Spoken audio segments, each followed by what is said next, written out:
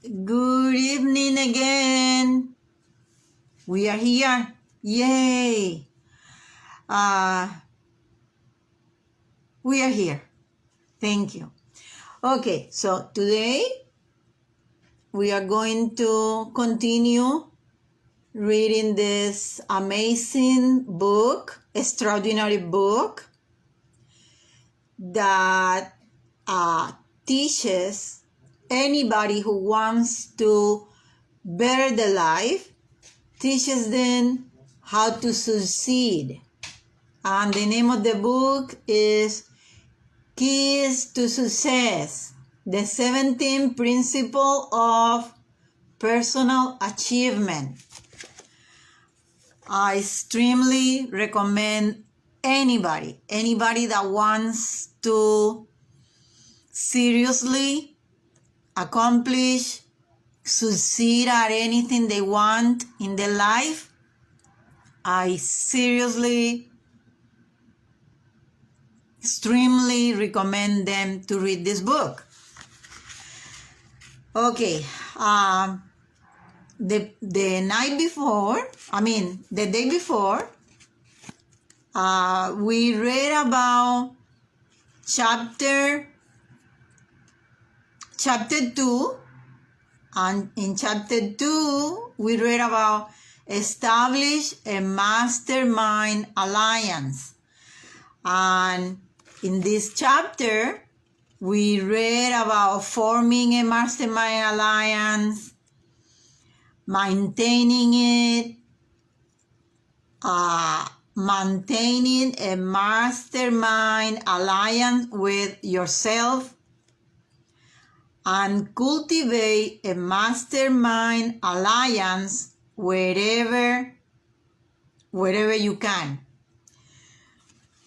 We learned that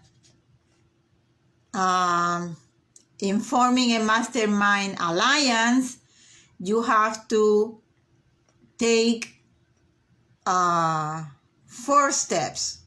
The first step is determine your purpose.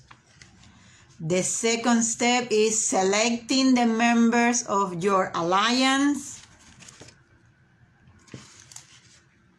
The third step is determine your rewards. And the fourth step is to set a time and place for meetings. On maintaining your alliance, it also mentioned 4 focus that you should pay attention to. And those focus that you should pay attention for on maintaining your alliance is confidence, understanding, fairness and justice, and courage. Very important. And on forming a mastermind alliance with yourself, you have to know that in order for you to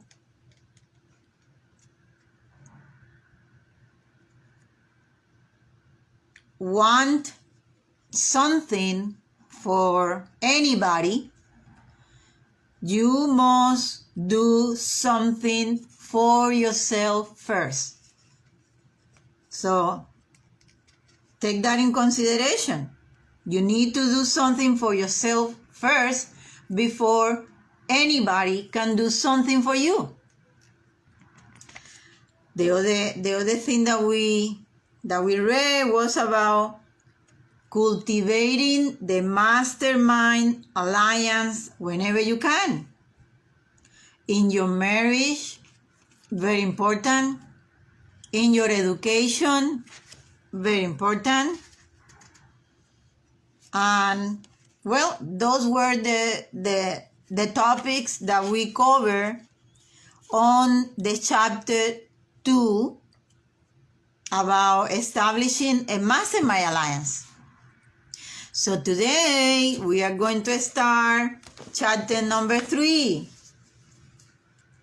Assemble an attractive personality. Very, very important. So what do we need to know about assembling an attractive personality? Let's find out. Okay, positive mental attitude. Interesting. Flexibility. Sincerity of purpose. Promptness of decision. Courtesy, tact, tone of voice, the habit of smiling, facial expressions, tolerance, frankness of manner and speech, a keen sense of humor, faith in infinite intelligence, a keen sense of justice, the appropriate use of words, effective speech, emotional control, alertness of interest, versatility, fondness for people, humility, effective showmanship, clean sportsmanship, a good handshake, and personal magnetism. This is a long list, but guess what? That's what it takes to be able to succeed at anything we want. So we have to put the effort. Otherwise, nothing changes. So let's begin. The third step in achieving lasting success is to develop an attractive personality. A pleasant personality is a well-rounded one. Accordingly, there are 25 different aspects of your personality which you must strive to improve.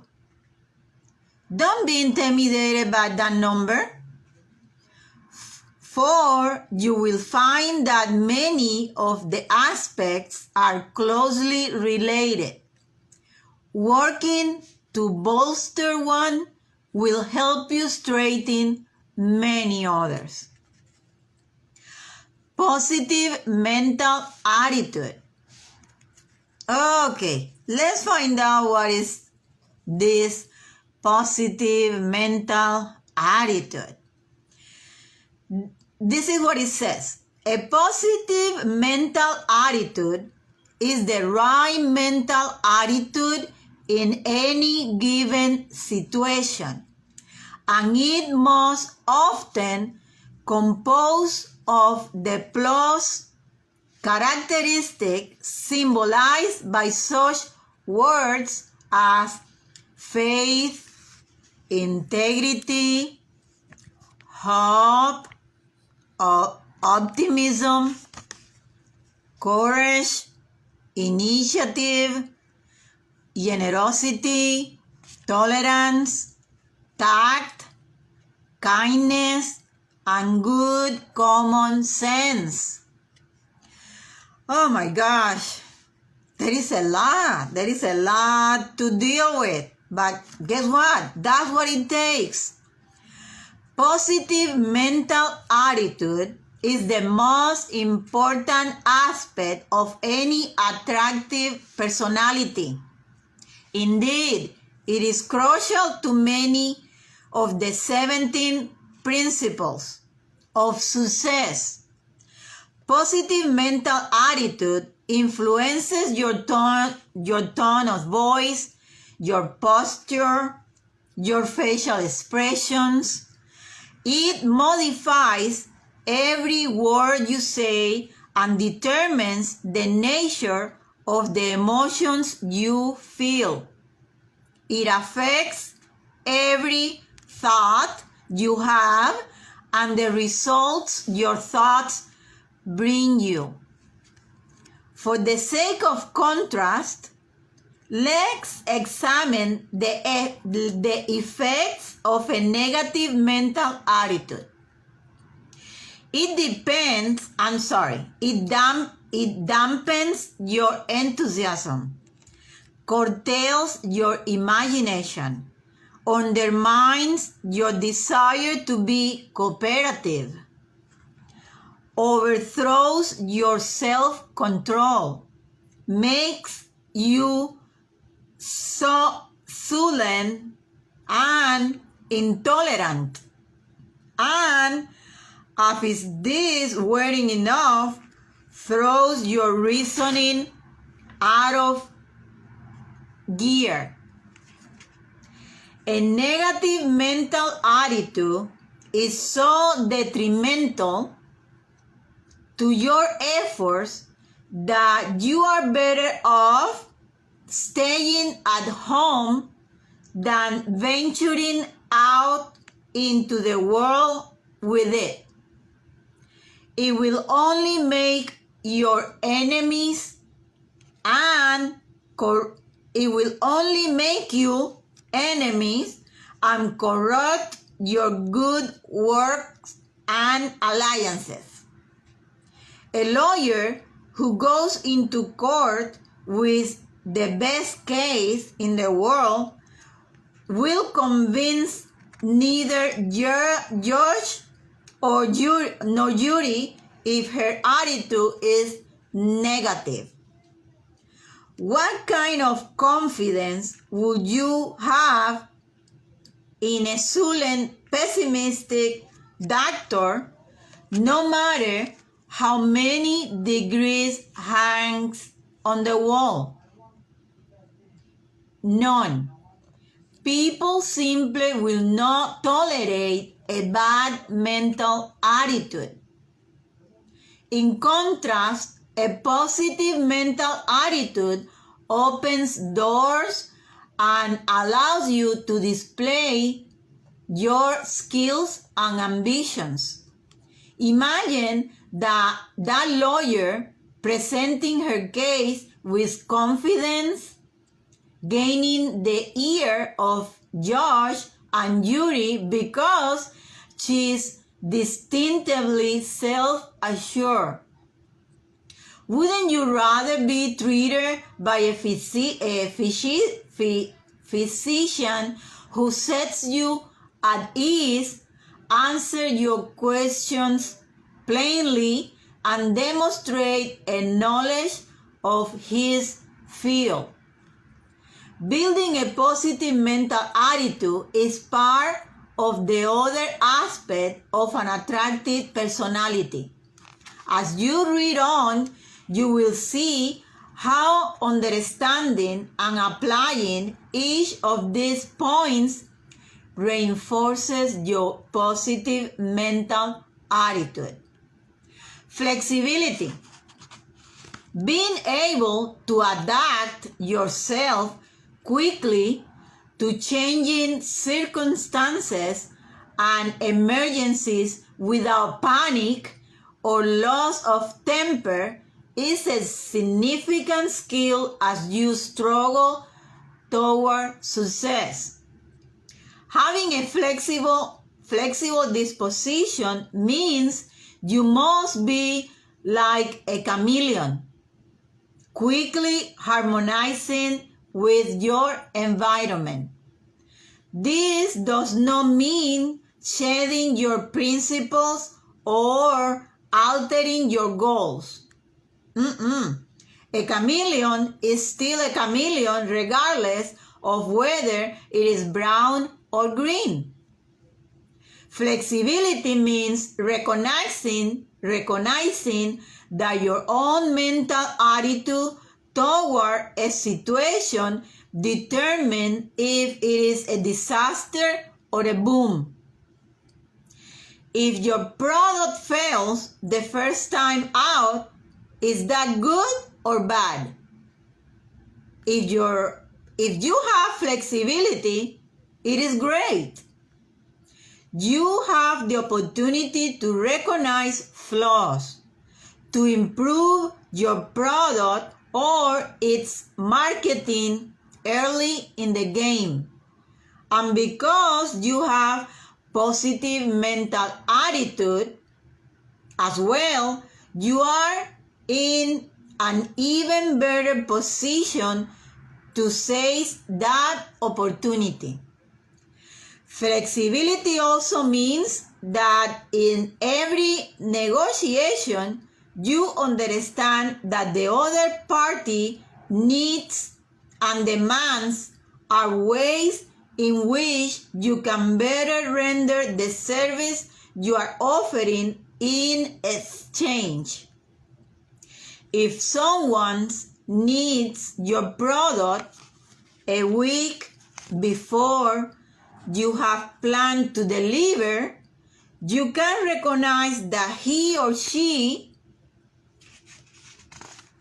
will not be the only client to make such demand. Here then is your opportunity to discover how you can produce faster and better. Sincerity of purpose. There is no substitute for real commitment to your definite major purpose. Sincerity of purpose or its lack writes itself so indelibly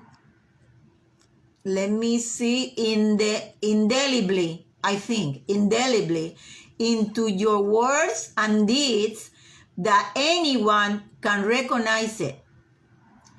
Insincerity is evident in your expressions, in your trend of conversations, in everything you do.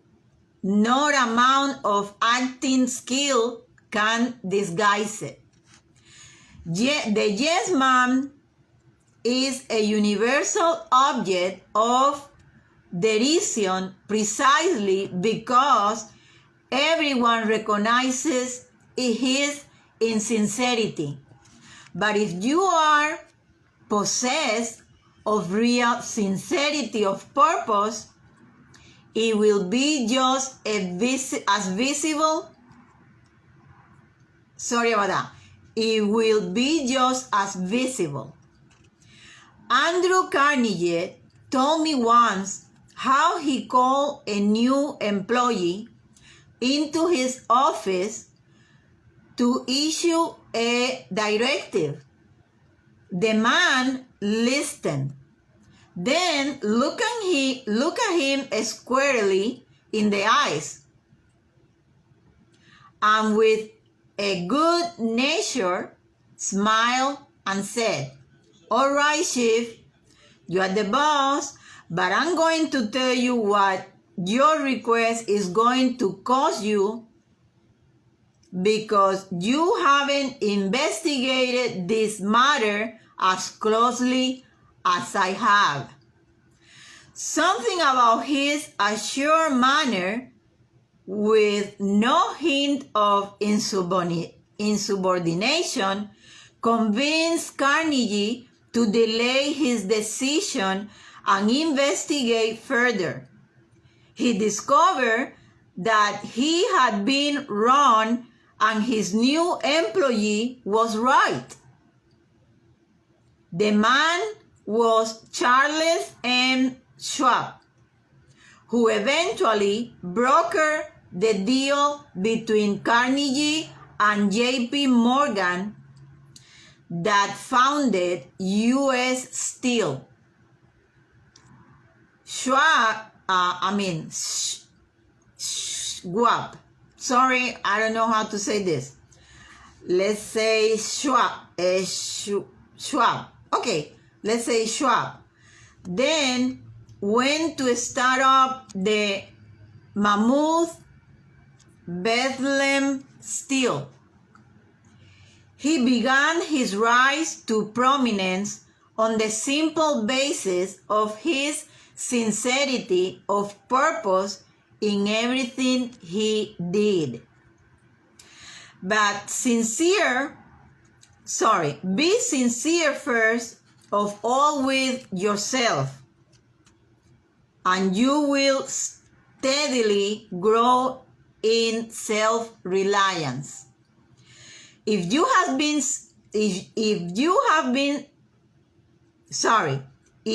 have sincerity of purpose, it will straighten every one of the other aspects of your pleasing personality.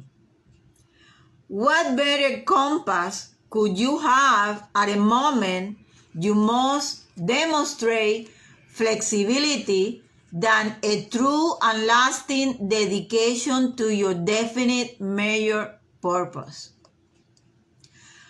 Promptness of decision. Dilly-dallying, I think that's the right way to say it. Dilly-dallying does not inspire popularity. In this fast-moving world, those who do not move quickly cannot keep up with the parade.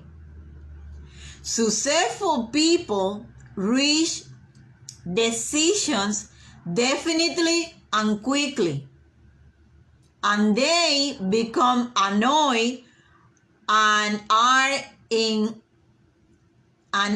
inconvenienced by others who do not. Prompt decision making is a habit, and it is supported by your positive mental attitude, which gives you confidence. It is also closely tied to your sincerity of purpose.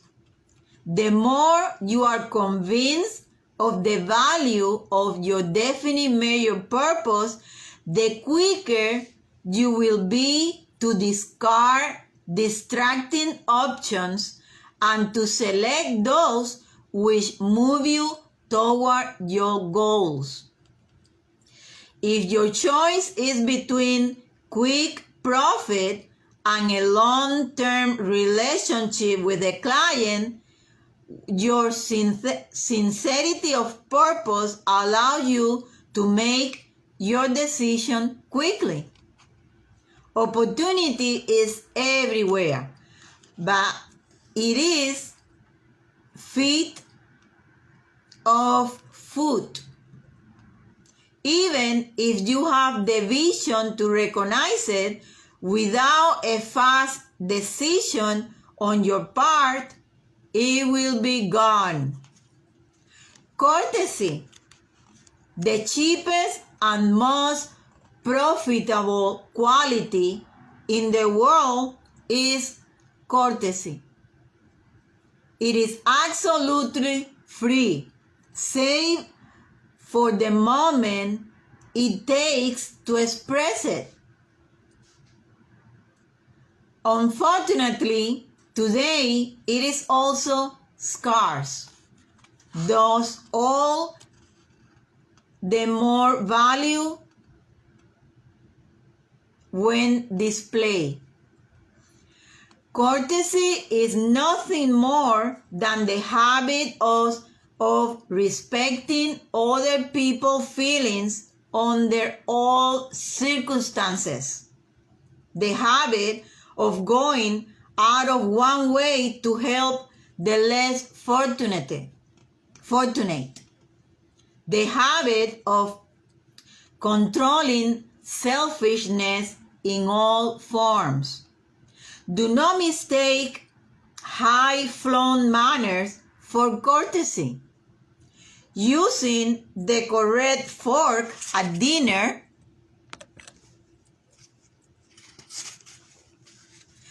will do nothing to appease the company president whom you insult by dominating the conversation. Courtesy demonstrates the self-awareness born of your positive mental attitude and projects the worthiness of your goals and proposals. The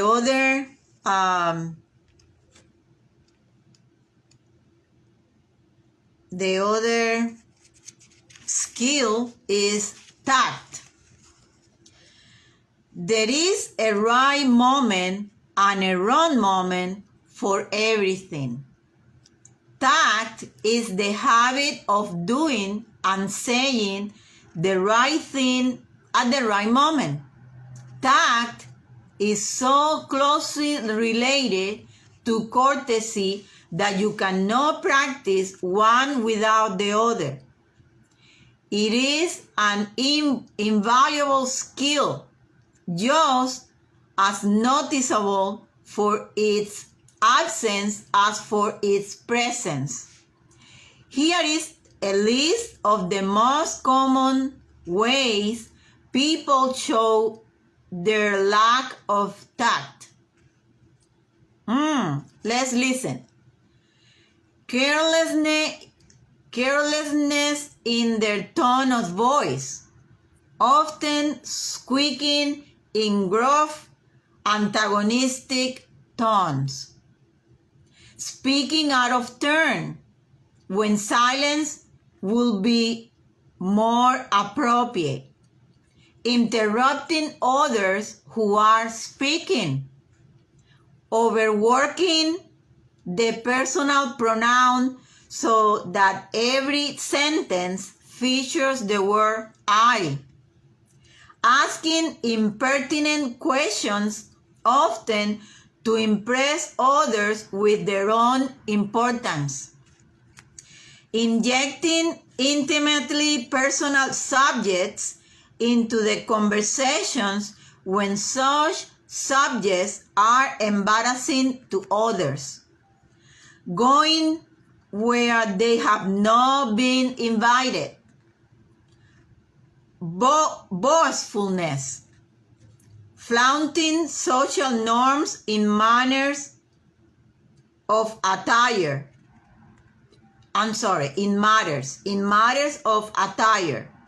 Making calls at inconvenient hours. Holding people on the telephone with needless conversations. Writing letters that are overly familiar to people they hardly know. Volunteer unsolicited opinions on any subject under the sun without regard to their knowledge. Openly questioning the soundness of others' opinion. Declining requests from others in an arrogant manner. Speaking disparagingly of people in front of their friends. Rebuking people who disagree with them. Commenting on people's disabilities. Correcting subordinates and colleagues in the presence of others. Complaining when requests for favors are refused. Presuming upon friendship in asking for favors. Using profane or offensive language. Expressing dislike at a drop of a hat. Dwelling on ills or misfortunes. complaining about politics or religion, and last but not least, displaying general over familiarity. Okay, well, right now we have come to an end of our 30 minutes of reading this magnificent book. So I really hope that you guys enjoyed my lecture, and I wish you to join me next time so we can continue learning about how can we succeed at anything we want, and invite anybody who you think can benefit from listening to this or knowing about this book. So please meet me here next Saturday at the same time and invite your friends. I'm here, Eugenia Caballero Realtor. I can help you with my real estate expertise, and I can connect you with people who have other professions, and here to do our best to make this a better world for everybody. Thank you, and see you next Saturday. Bye.